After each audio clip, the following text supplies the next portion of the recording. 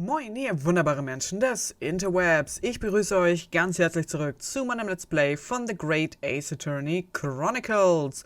Wir wollten uns einmal um das Geheimnis von Mr. Garrideb kümmern und werden jetzt einmal in den Raum gucken, ob sich hier irgendetwas verändert hat.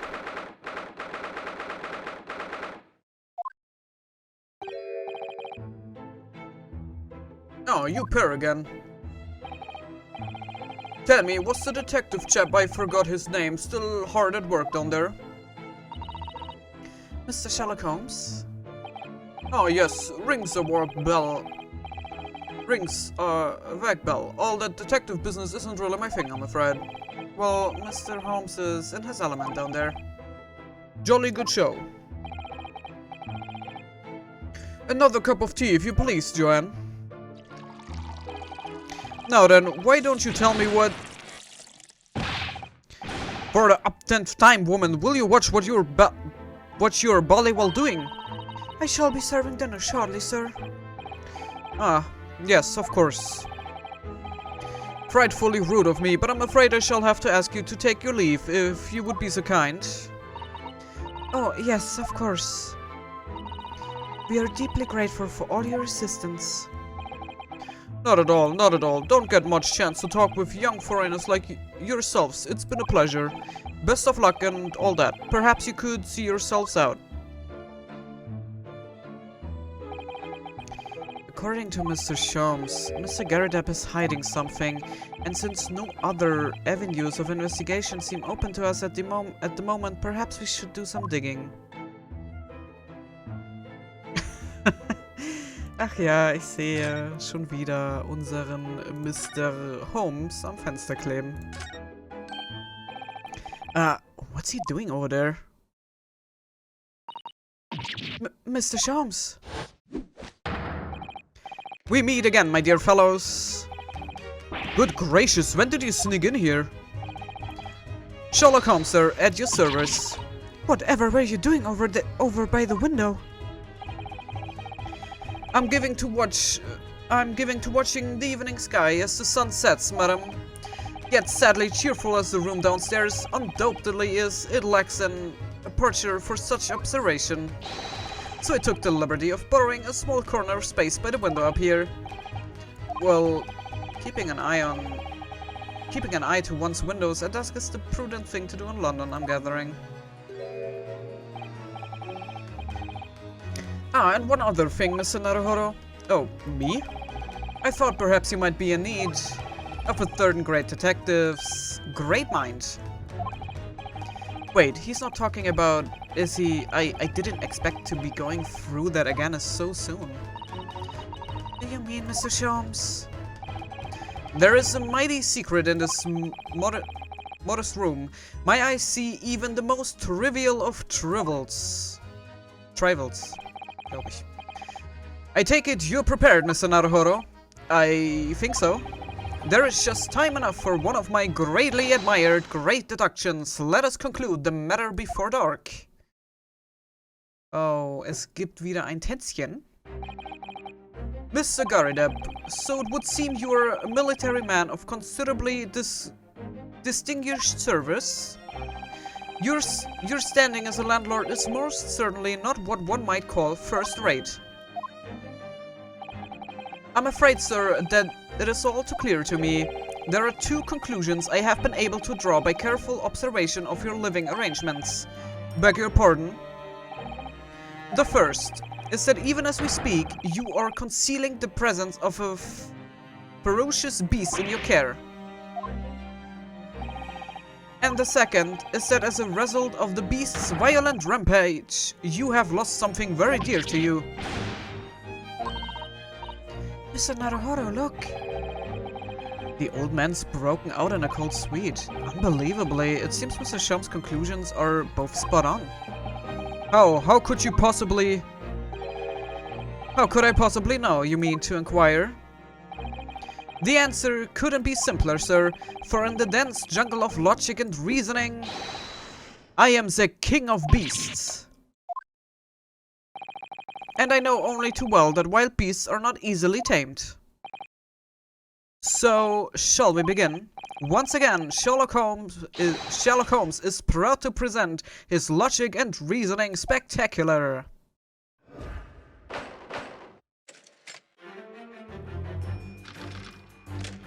Topic 1. Nature of the beast. It certainly shouldn't take a great detective to see that a fearsome beast has been on the rampage of late within these four walls.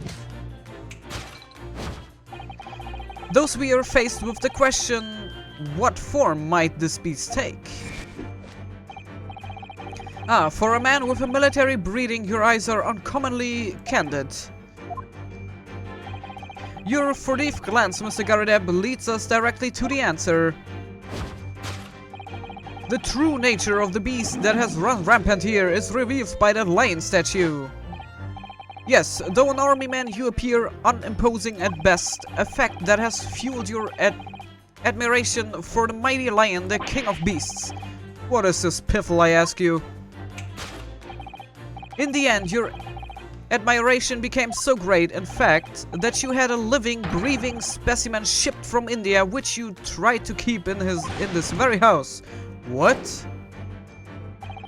Yet living with such a wild beast proved more difficult than you had imagined. The chilling traces of a wild rampage are still very much in evidence. Yet as we look around, the beast in question fails to present itself. Where could this angry creature have disappeared to? Madam? Me? I pray you do not consider me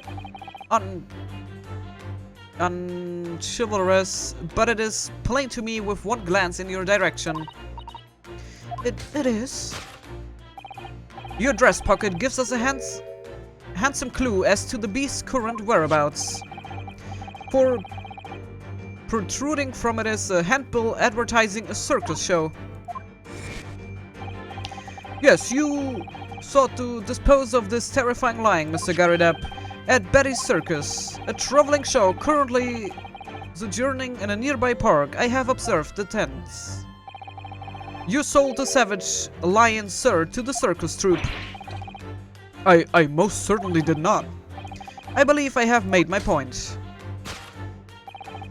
The fearsome beast which ran amok in this room was an Indian lion. And a simple visit to the circus now will reveal the lion prancing jubilantly through a ring of fire. Ich bin mir sehr sicher, dass das absolut falsch ist. Okay, Aftermath. Now, Mr. Garrideb, it is plainly clear that you still have deep feelings for this formidable beast.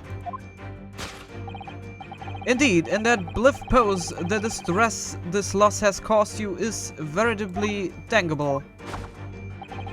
Your head weighs heavy on your shoulders, the pain you feel being revealed by the supporting arm. Amid fits of tears, you let your beloved beast go. The strain of losing something so dear to you is clearly visible in your visage. Nonsense, man, I simply... But what we must now ask ourselves is the true cause of this pain. And we need only follow the direction of your gaze to find the answer. Yes, it is the pile of bills that has given rise to the pain you suffer. Every envelope contains another demand for payment. 4 carloads of meat, potatoes, wheat, and tea. Indeed, feeding your beloved has had a devastating impact on the financial circumstances of your household.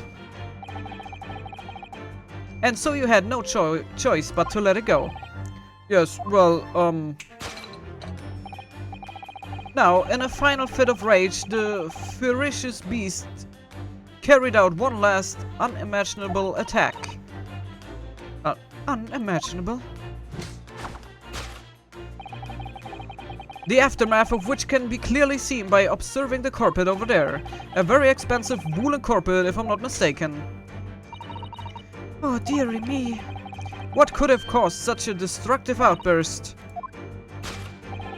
This time, madam, I'm afraid it is you who has inadvertently revealed the truth to me. Your wandering eye has settled upon the answer very neatly indeed. Yes, to explain the dire state of the carpet, we need only look at the Tower of Cakes. There is no creature more dangerous in this earth than a beast with an unsatiated appetite. Was it or was it not once said by a certain noblewoman, if they have no bread, let them eat cake? Food is at the heart of all tragedy, in fact. Whatever do you mean? Having tired of the taste of cake, the beast began to stalk its next prey. I'm sure I need not spell out the nature of this final act of destruction carried out by the beast. There is only one logical conclusion. Worked into a frenzy by hunger, the lion attacked and ate the carpet. The teeth marks in the carpet are a perfect match with those of a lion I once saw in India.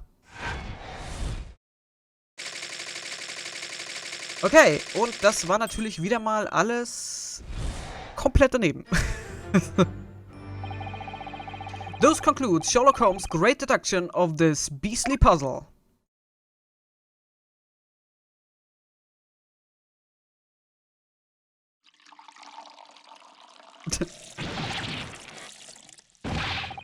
What is the matter with you, Joanne? You're pouring scalding hot tea all over me.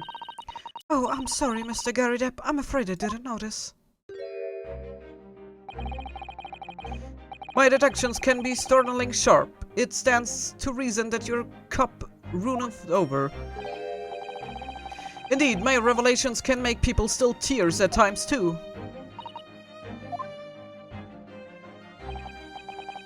Mr. Holmes, sorry to butt in again, but could I make an observation?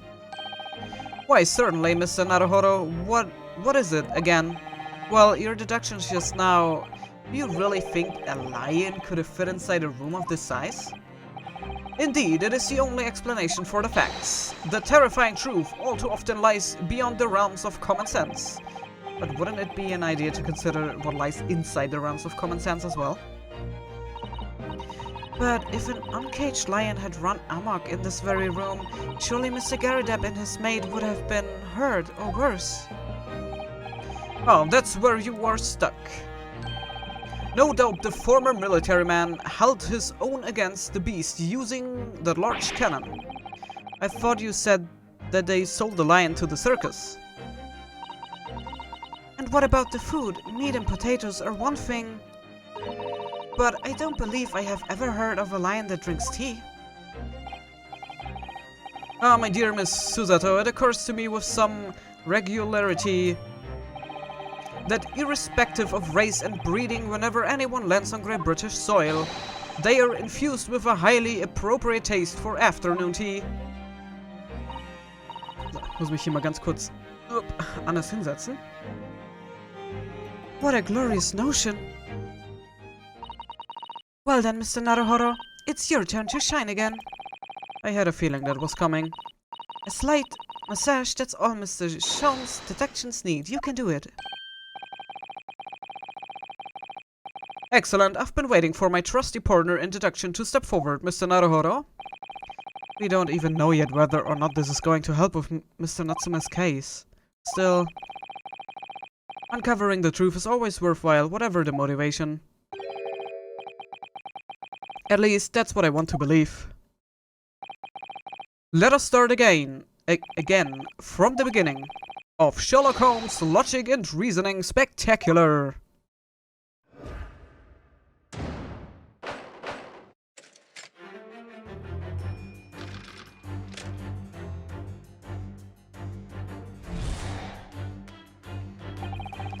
It certainly shouldn't take a great detective to see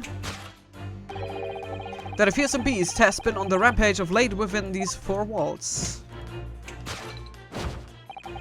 Thus we are faced with the question, what form might this beast take? Ah, for a man with a military breeding, your eyes are uncommonly candid.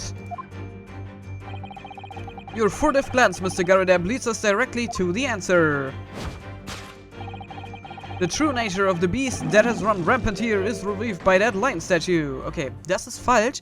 Und ich glaube, ich habe das aus einer anderen Perspektive, hatte ich das schon gesehen. Da ist ein Bild hinter dem Löwen. I really didn't see the lion thing coming. No, but if you observe Mr. Garrideb's reaction, it rather seems as though some beast did indeed run amok here in this room. Yes, something with a very fierce nature. But it couldn't have been a lion transported from India. So what was it then? We must follow Mr. Garrideb's gaze. That will lead us to the true answer.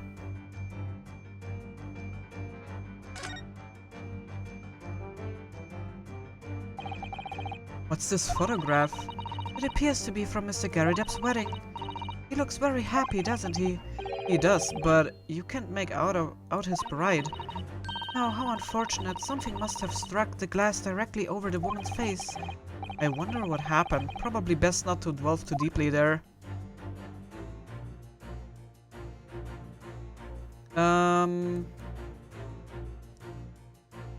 Ich darf da immer nicht so meine Maus leider benutzen. Ich musste immer WASD benutzen. Ja, aber ich schätze mal, dass hier die Frau die richtige Antwort ist.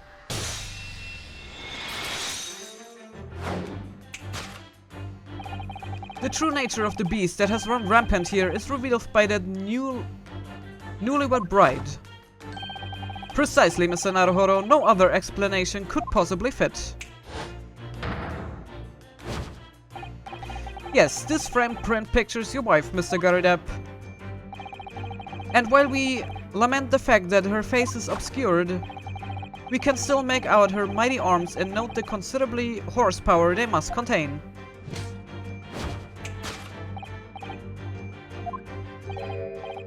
Indeed, surely any woman of such powerful constitution would be honored to be described as a beast.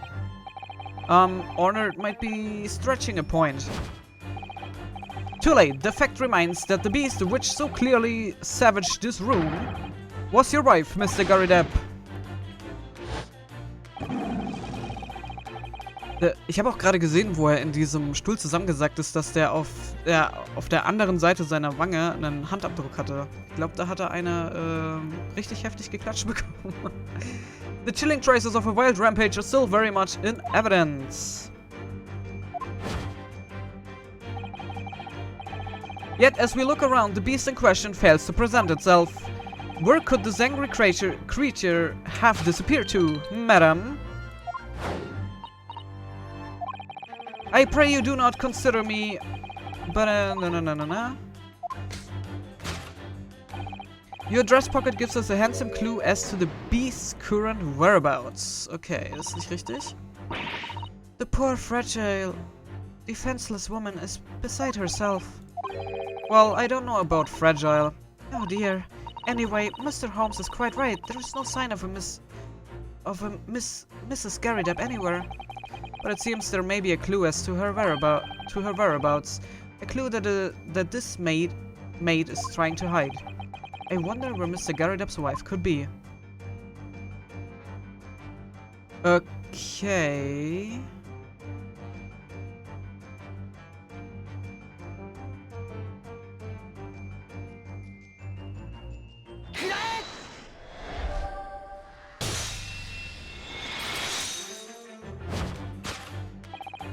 Your wedding ring gives us a handsome clue as to the beast's current whereabouts.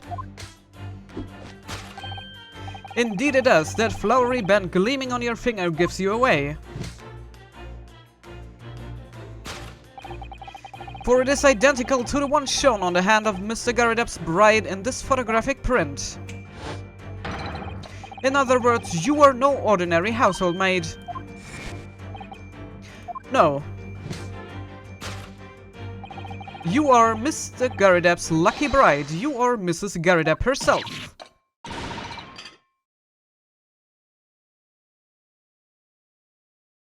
Aber warum muss sie sich denn als Angestellte ausgeben? Well, jolly fine deduction, sir. As you rightfully summarized, this is the wife, yes, my Joanne. Rather let herself go, you might say, but she was a It would appear that you don't live in the most comfortable of circumstances. After all, you are a retired army man, yet you are in the business of renting out rooms.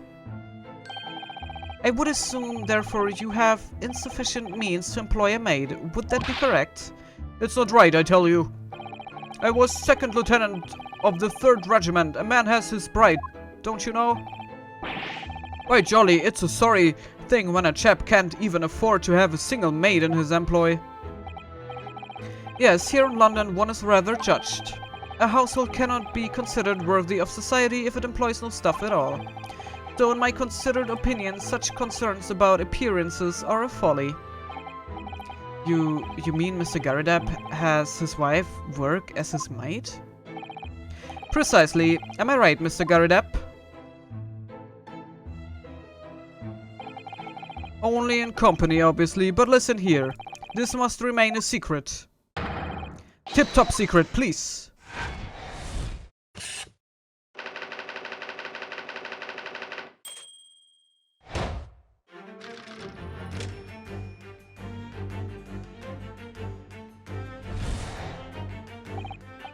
Now, Mr. Garrideb, it is plainly clear that you still have deep feelings for this formidable beast. Indeed, in that blithe pose, the distress this loss has caused you is veritably tangible. Your head weighs heavy on your shoulders, the pain you feel being relieved by that supporting arm.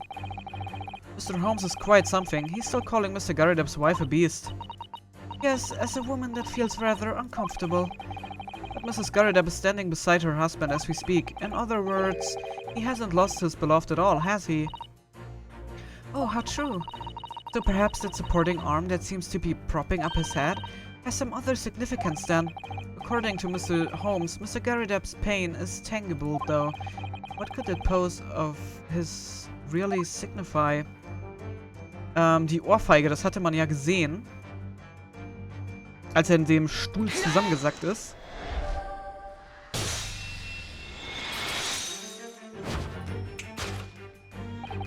Your head weighs heavy on your shoulders, the pain you feel being revealed by the slapped cheek. And of course, the deliverer of that impressive mark on your cheek that refuses to fade. Was you, Madame Joan Garrideb? Well, yes. You have been desperate to hide the slap mark on your cheek, sir.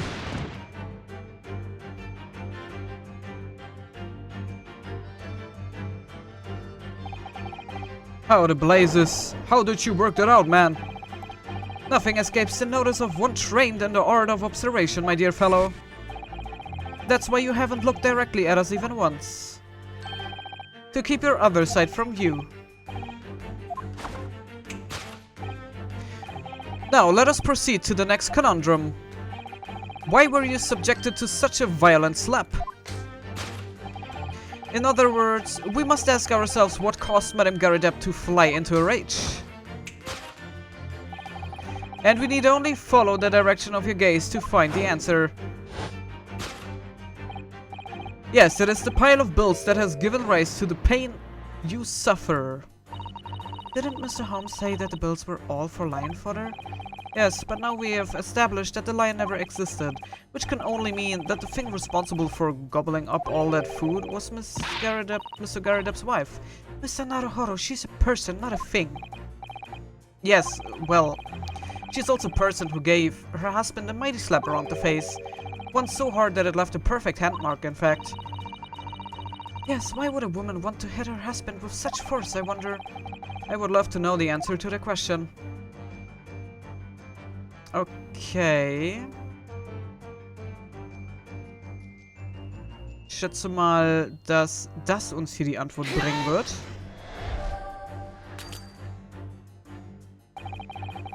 What causes the most pain to any man? The answer, of course, is dropping a bookmark and losing... Oh shit, okay, das war falsch.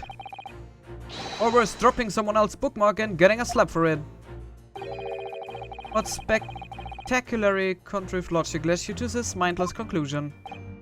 Oh, well, it's supposed to be a logic and reasoning spectacular, so I thought I would contribute to the show. This is my show, Mr. Naruhodo. Kindly perform any peculiar experiments on your own stage. Sorry.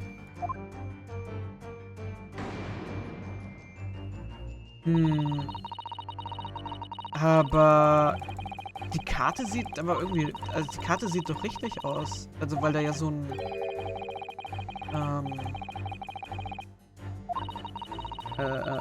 hier so ein Schmatzer drauf ist. Küsschen.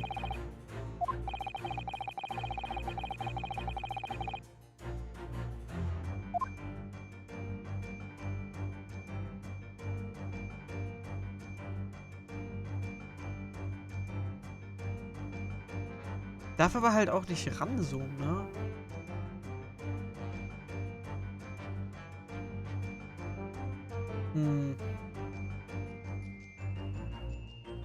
Stack of Books, Pile of Bills. Und hier ist nichts. Ja, es kann doch nur das Buch sein. Also diese...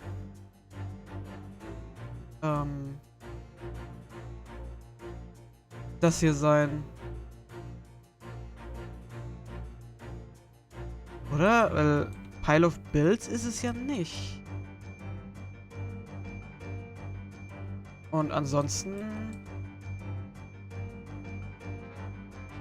ich sehe hier aber sonst nichts. Stack of Books, aber das ist jetzt, glaube ich, eher weniger richtig, oder? Weil die Karte, da sieht man doch, dass hier so ein Schmatzer drauf ist. Weil ich hab sonst nichts anderes. Was soll das denn sonst sein? Ah, hier unten. Broken Plate.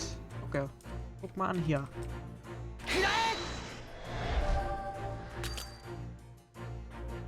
Okay, das ist aber auch richtig. Okay. Also ich bin der Meinung, dass das die Karte ist, weil das sieht ja aus wie irgendwie so ein Liebesbriefchen.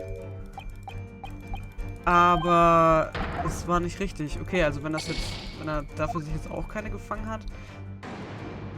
Ja, ich finde das jetzt komisch, dass das... Was soll das denn sonst sein? Also Broken Plates ist es nicht. Also ich bin der Meinung, dass das das da ist. Was soll es denn sonst sein? Also... Hä? Stack of Books wird es ja wohl kaum sein. Das ergibt gar keinen Sinn.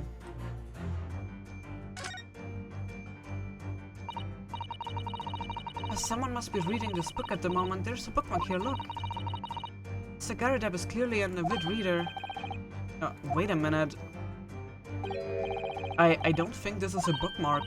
Oh no, so it isn't. It's a note written in a woman's hand. Oh, James, I love you. Yours, Mary. And look, next to the signature there, lip marks made with lipstick. What a passionate and romantic gesture. Don't get any ideas, Susato-san. Oh dear, I'm sorry. So this bookmark is actually a love note then. Ah, okay. Ja, ergibt Sinn. Gut, ich musste es vorher untersuchen.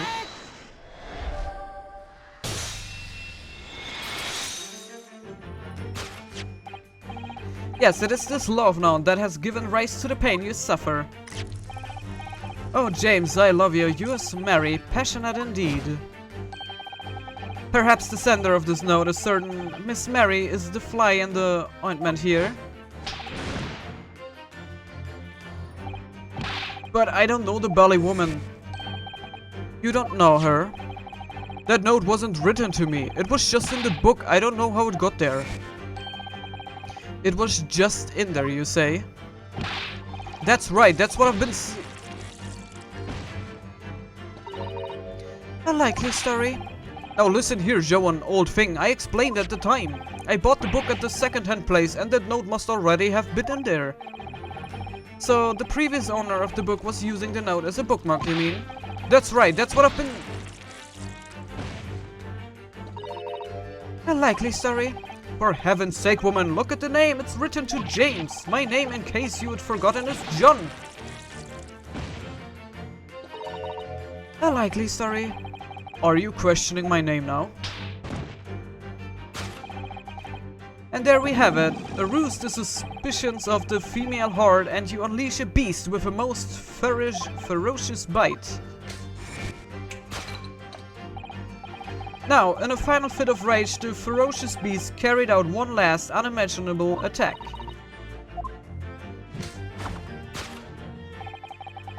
The aftermath of which can be clearly seen by observing the carpet over there. A very expensive woolen carpet, if I'm not mistaken. Oh dearie me. What could have caused such a destructive outburst? This time, madam, I'm afraid it is you who has inadvertently revealed the truth to me. Your wandering eye has settled upon the answer very neatly indeed. Yes, to explain the dire state of the carpet, we need only look at the Tower of Cakes. 9. Müssen auf den Kerzenhalter gucken. But surely Mrs. Garrideb didn't eat the carpet? No, of course not. But there doesn't seem to be any doubt that the state of disarray that this room is in is a result of her wild temper. No, that's true. So this is the last part of Mr. Schaum's deduction that we need to fix. We need only to follow Mr. Garrideb's gaze and that will tell us the real answer, Mrs. Garrideb. Alright, let's see what we can see.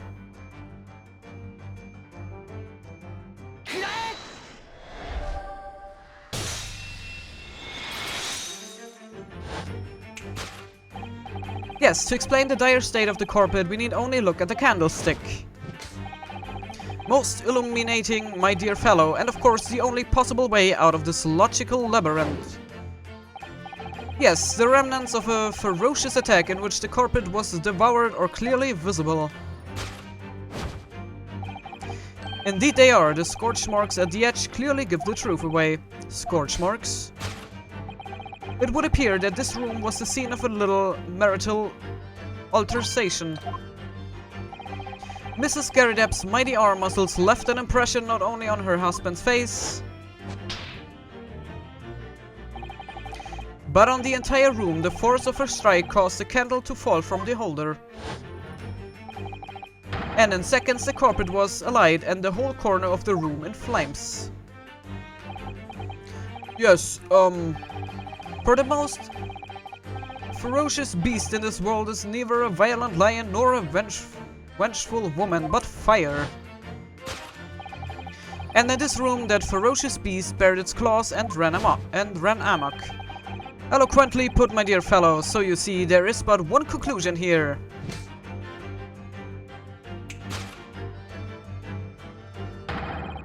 After the sparks of marital discord flew, this room was the scene of a fire.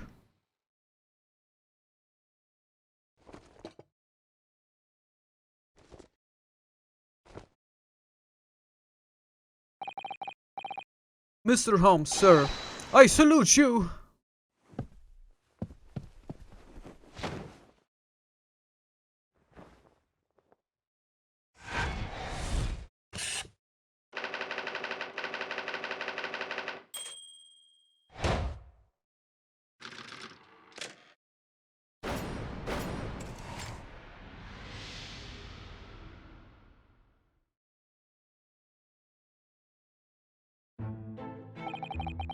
It's these long winter nights, you know, nothing to do but read in front of the fire.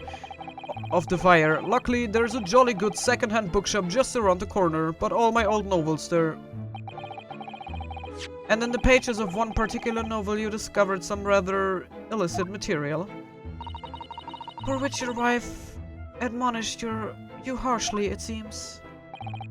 Don't know about admonished, demolished might be rather closer to the mark. And beast is most certainly an Here we go again. And the carpet, was it destroyed by fire when a candle fell on the floor? Right to say it was. Happened in the blink of an eye, you know. The whole place filled with smoke, couldn't see a belly thing. I was caught between the old stick's rage and the raging flames. You paint a torrid picture, sir. Or one that would have been most entertaining. That's sympathy for you. Didn't take long for the fire to spread, of course. The bally furniture started going up as well. We have had to hide the mess behind that screen for the time being. Over here, Mr. Garrideb. Well, you have nothing more to hide now, if you allow me.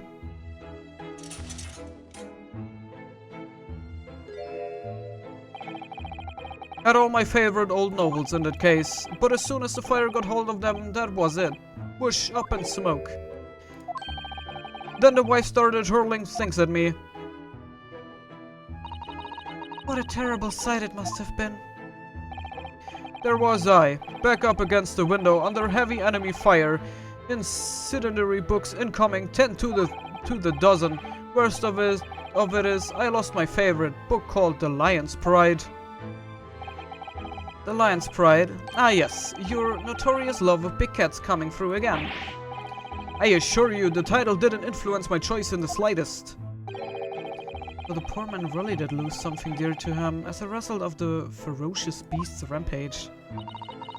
Mr. Schaum's deductions turned out to be correct once again. It can only be described as a great British wonder. I tell you, it was a total carnage, flames everywhere, and the old stick in full fettle. Out of interest, what time of day was it? Not sure, I can't remember. It was 2 days ago now. Let's see. Around 5 o'clock, I think. So at exactly the same time, as a terrifying incident was unfolding outside your window on the street below. Even more terrifying on the inside, I can assure you. The whole of Blightley could have been flattened outside my window at that moment, and I wouldn't have noticed a dashed thing. Oh, really? Ich frage mich jetzt, okay, zwei Theorien, ja? Zum einen, was ist, wenn er das Fenster geöffnet hat, wegen dem Rauch? Ja, also muss ja irgendwie mal, ne, raus. Und jetzt hat seine Frau Bücher nach ihm geworfen. Und das sind die Bücher, die auf der Straße lagen. Oder seine Frau hat auch noch ein Messer nach ihm geworfen und das war das Messer, das dann die Frau in den Rücken getroffen hat. Fall gelöst. Also, das wäre jetzt so eine Theorie.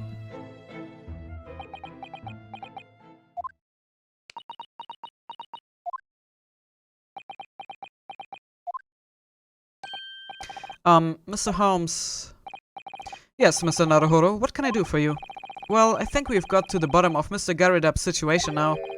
But what does it have to do with Mr. Natsume's circumstances? I can't help you there, I'm afraid. What? My dear fellow, if you recall, I did say as much from the outset. I warned you that also I knew the retired army man to be hiding something. I could not be sure whether his secret would prove to be of relevance or not. I just knew you were going to say that. Now, Mr. Naruhodo, you mustn't lose heart. Bear in mind that all things fall into one of only two categories, those relevant to the case and those not. That makes no sense to me. Well, no matter. It is of far greater importance that you make up your mind now. Sorry. Visiting hours at the prison will soon be over. Oh no, is it that time already? If we are to accept Mr. Natsume's case, we have official paperwork to attend to. So that's it. No more time to think. Perhaps you would like to betake yourselves to bidding us farewell now. I must prepare supper for Mr. Garrideb. Oh, yes, I'm so sorry. Thank you both very much for your time. Seki-san will be waiting for us, and I'm going to have to give him an answer. Gut, aber bevor wir da hingehen, möchte ich mich trotzdem noch hier mal kurz umgucken. What a miserable sight. Oh dear, but at least the whole room wasn't alleged in flames. I suppose so, but my whole collection went up in smoke, you know? All those novels I adored so much. Well, John, whose fault is that? Not mine, that's for sure. Well, whoever may or may not be to blame, I'm quite sure you can buy some new old books to replace them, can't you? New old books? Belly nonsense. It does sound like a contradiction in terms, but then these two are full of contradictions. That's couples for you, Mr. Naruhodo, or so I've been led to believe. Gut, mehr können wir dann aber hier auch nicht angucken. Gut, dann würde ich sagen, gehen wir einmal in das Gefängnis, um mit Mr. Natsume zu reden.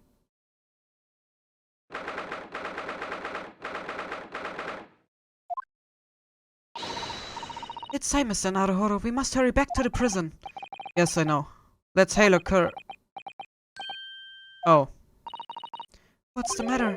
It looks like something's going on over there in front of the Garrideb's house. Ach, du meine Güte. I know thee not, old man. Fall to thy prayers. Who are you calling an old man, you run-looking... niminy-piminy? There are more things in heaven and earth, Horatio, than are dreamt of in your philosophy. Who's this Horatio fella, huh? What are you on about? Excuse me. What the... Who are you now? I'm sorry, it just looked as though there might be some problem here. And my associate here, Mr. Ryunosuke Naruhodo, is a lawyer, you see. A lawyer? What? If I can be of any assistance, I would be happy to help. I'm from Japan, but I have studied English law. Fine, I will be on me way for today, but you mark my words. This ain't over yet. Get thee to a nunnery. Do I look like a bloomin' nun to you?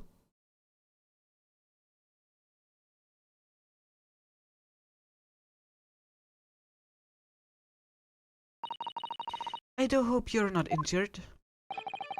Oh, fair Eastern maiden, thou art so gentle, thank you. What was that all about? There are more things in heaven and earth, Horatio, than are dreamt of in your philosophy. I'm not Horatio either. Forgive the inquiry, sir, but are you a lodger here? In the Garrideb residence? Oh, fair Eastern maiden, thou art so right. Yes, I do dwell in this humble abode. Mr. Garrideb mentioned that he had another lodger, didn't he? This must be the man. Do you happen to know the other lodger who lives on the first floor? Ah, yes, a gentleman named Natsume. Ah, more worthy polemist than my battle of words ne'er could there be. Sorry, battle, did you say? Who is the stronger, Hamlet or Macbeth? Mr. Natsume and I spared long into the night. I see. I don't fully understand, but it seems Mr. Natsume and this gentleman are acquaintances at least. So fair maiden, so good gentleman, I can tarry here no longer. Fare thee well. I didn't really understand him, but I think he's returned to his room. It seems he's unaware of what's happened to Mr. Natsume, so he can't really help us. If Soseki-san and that man as lodgers, the Garrideb house is certainly full of good tricks. Anyway, I will go and find a carriage. Ach ja, ich schätze mal, das ist ein Shakespeare-Freund. Yes, I'm sure Mr. Natsume is eagerly awaiting our return. Let's hope we can get to the prison before visiting hours are over.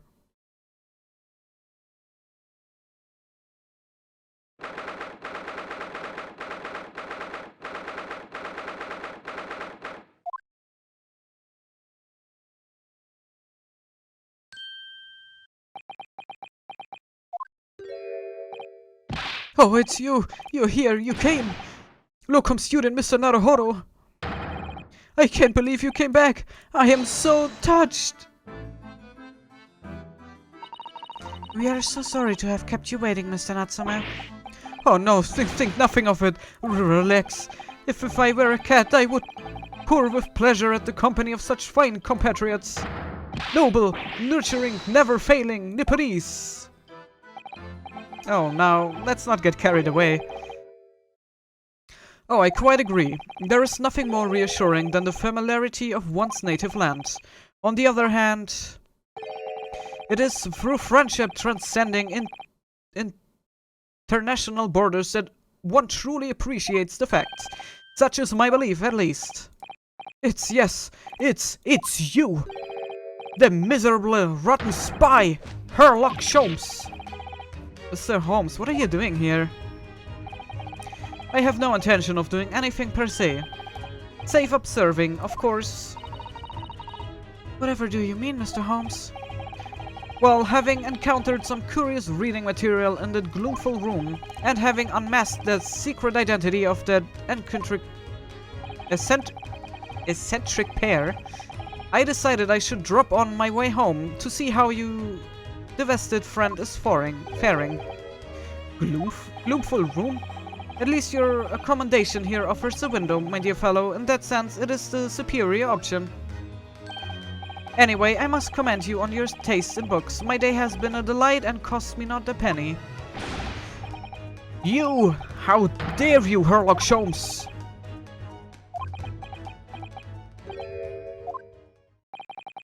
I've had it. I'm through. I'm at the end of my rope. I should never have come to Great Britain. It was a terrible mistake. Haunted by spirits in those accursed lodgings. No doubt my luck will be cursed in tomorrow's trial as well. My whole life is bedamned. What are you thinking, Mr. Naruhodo? He mentioned that once before, didn't he? That his lodgings were cursed, I mean.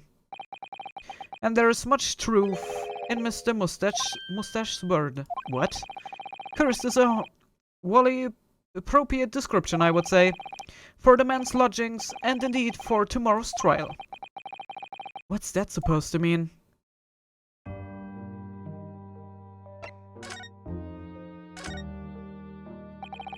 Mr. Natsume, what did you mean by what you said just now? About the trial tomorrow being cursed? Oh no, why are you looking so grave? You're making me nervous. I was just getting carried away, that's all. I didn't mean anything by it. Oh, I see. That's really agitated him. You don't mean the trial really is cursed somehow? Are you referring to the prosecutor, the Reaper of the Bailey? The Reaper? Oh no, what do you mean? Please tell me. Summarize it succinctly in 16 salient words. No defendant has ever survived a trial in which the Reaper stands for the prosecution. Ever. Oh my goodness, can it really be true? That was 16 words exactly. Yesterday, Mr. Naruhodo successfully defended someone against the Reaper, but then, after the trial was over, the defendant passed away in unusual circumstances. Mr. McGilded.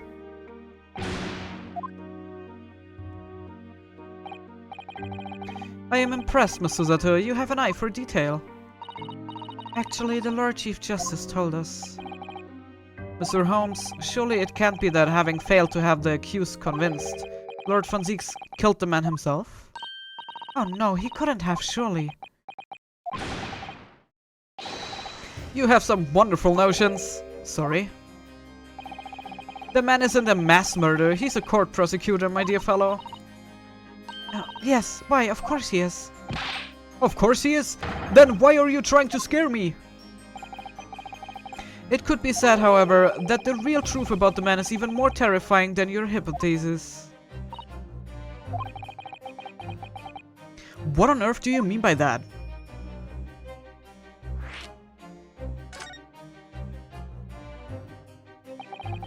Von Zieks is a quite exceptional man. However, in London courts of law, exceptional does not equate to winning every case without exception. That's good. Zieks looks like he's going to cry tears of joy. As you are no doubt aware, in a British criminal trial there is both a judge and a jury. The judge officiates based on the letter of the law, whilst the jury offers public opinion and common sense. It is an excellent system whereby the defendant's guilt is considered from several points of view. However, public opinion in particular is somewhat easily manipulated. Right. Criminals and corrupt lawyers, for that matter, can use it to their advantage, by any means at their disposal, contriving evidence, calling imposters as witnesses, and so on. By such underhand means, those who would want to are able to sway the jury, which means that even in the light of irrefutable evidence, the prosecution can fail. But it means the wrong verdict can be passed. And sadly, is from time to time, my dear madam, it is simply the reality of the situation. And that's alright. However, those dictated by Lord Von Zieks cannot escape justice. Their fate is sealed. So the education may see them leave the courtroom with their freedom. Within a month, they all disappear. It is most striking. Disappear? But how? By all manner of misfortune, sir. Perhaps they are trampled under a passing carriage. Perhaps they fall into the Thames and drown. Perhaps they are suddenly overcome by a raging fever, or perhaps attacked by a highwayman. Oh, no, no, no. All example of the reality of events here in London, I'm afraid, Mr. Naruhodo.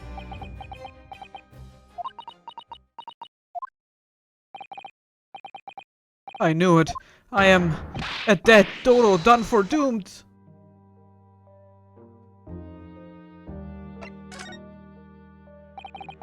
When you said accursed lodgings before, you were referring to your room at Mr. Garrideb's house, I assume. Do you mean to say you believe the place is cursed? It's been a year now since I came to Great Britain, but I'd only been in London a week before I started to notice strange feelings in myself. That didn't take long then. Everywhere I looked, there were foreign faces staring at me, laughing, hiding behind my back. I was sure people were talking about me. I started to become nervous about going outside. They were always staring at me all the time, from dawn till dusk. So I shut myself away in my room, but even that didn't help. The fear wouldn't go away. You must have been very lonely, having been away from your homeland for such a long time. I've had to move a number of times, most recently to that room on Briar Road a week ago now. Yes, why did you choose there? It seems a little inconvenient. The rent is cheap. I have so little money. It appealed to me straight away. Of course, I asked why it was so affordable. The landlord just simpered and said, "The room is cursed." He quickly tried to cover his mistake, but it was too late, so I told him, "If you have something to say, then say it, but if not, don't mention it in the first place." Yes, well said. But it was true. It was all true. You mean the room really is cursed then? Ever since I moved into that windowless hellhole. My sleep has been plagued with nightmares. I awake feeling as though I'm being choked to death. And in my waking hours, people are stabbed in front of me as I walk down the street. I'm branded a killer, thrown in prison. Nobody wants to know me. I am surrounded by scary, sinister spirits. If only there was someone, just one person on my side. Can no one find it in his or her heart to believe in me? Really, no one at all? To believe. Yes, to believe.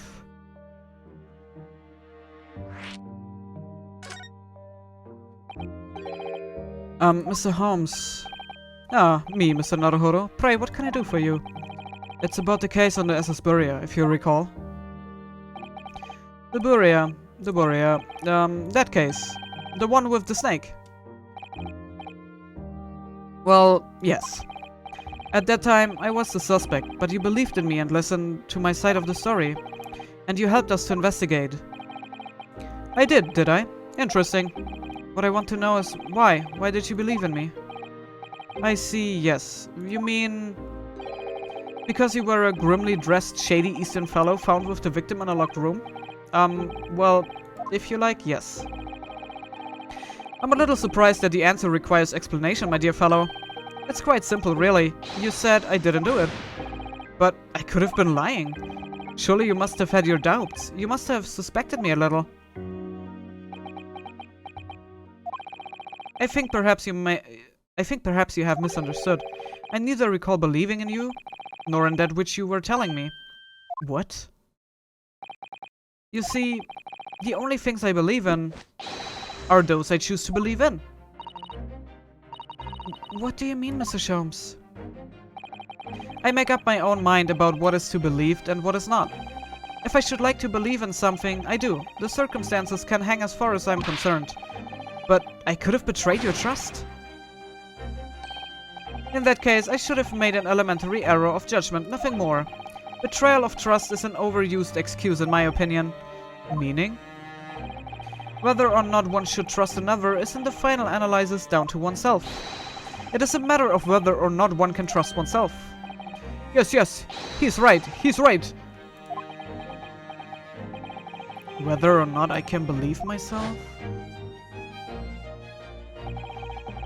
A defense lawyer is only as good as his faith in his client. And that comes down to how much faith he has in himself. You were so right, Kazuma.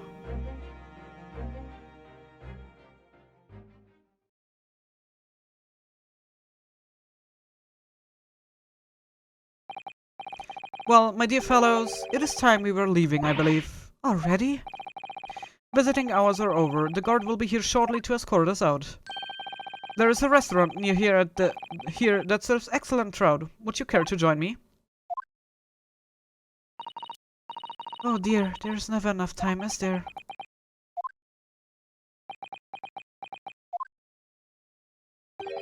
Mr. Natsume, if you would like, in the trial tomorrow, I would be happy to represent you.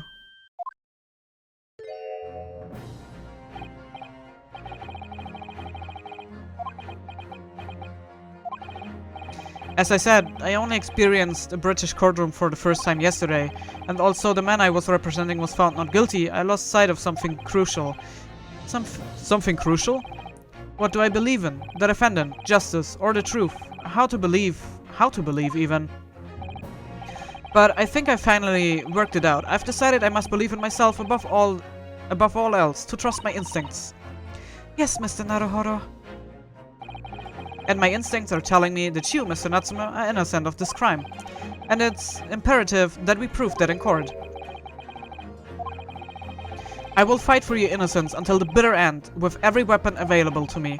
So I hope you will permit me to represent you tomorrow. As I said when we first met, I would like to entrust my fate to someone who will listen to me in my native tongue. Of course, Mr. Natsume. It would be fair to say, Mr. Naruhodo, that your mind was in many ways made up from the outset. You merely needed the events of today to fully realize it.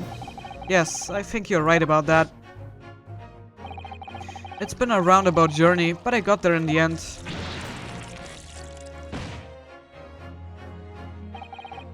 Miss Susato, yes? Would you be willing to stand by my side tomorrow and help me in court? Absolutely! As I said this morning, you may consider me your personal judicial assistant. The shocking events of yesterday's trial still weigh heavily on my mind, but it's time to stop looking backwards. Kazuma believed in me, and Mr. Shomes believes in me now too. So it's time. Time that I learned to believe in myself. Toseki-san has no one. He's all alone, so it's my job to help him, to fight his corner. Tomorrow, in the courtroom, with all the strength I can muster.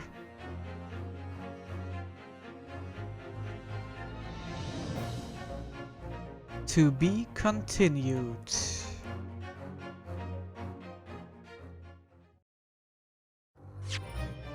Gut, ja, dann geht es in den nächsten Part in den Gerichtssaal und in die Gerichtsverhandlung. Ich muss sagen, dass wir nach wie vor nicht wirklich viele Hinweise bekommen haben. Ich glaube, wir haben gar keinen bekommen, außer diesen einen Hinweis von diesem Buchladen, wo eben dabei stand, dass er da Bücher gekauft hat. Und zwar eine Viertelstunde bevor die Frau, ja, erstochen möchte ich jetzt nicht sagen, aber angegriffen worden ist mit einem Messer. Außer meiner witzigen Theorie, dass ein Messer aus dem Fenster geflogen kam und die arme Frau getroffen hat, habe ich sonst jetzt erstmal noch keine Theorie. Ich kann mir aber trotzdem schon vorstellen, dass dieses komische Pärchen definitiv noch eine Rolle spielen wird und dass wir natürlich noch einige Hinweise mehr dann in dem morgigen Prozess erhalten werden. Ich bin mal gespannt, wo das Ganze noch hinführt. Ich fand das auch wieder eine sehr, sehr schöne Rede zum Schluss von Ryunosuke. Und dass natürlich auch so die Worte von Kazuma trotzdem immer noch nachhallen und bei ihm sind. Und ja, ich bin mal gespannt, wie dann wie die Gerichtsverhandlung ausgehen wird, was uns dort erwarten wird. Und vor allem, welche Zeugen es gibt, weil es hieß ja, es gibt Zeugen und da bin ich eben auch gespannt, welche diese sein werden. Hier gibt es jetzt aber erstmal einen Cut. Ich bedanke mich wie immer ganz herzlich fürs Zusehen. Hoffe, ihr hattet Spaß. Und wenn ihr mögt, sehen wir uns sehr, sehr gerne im nächsten Part wieder. Bis dahin, ciao.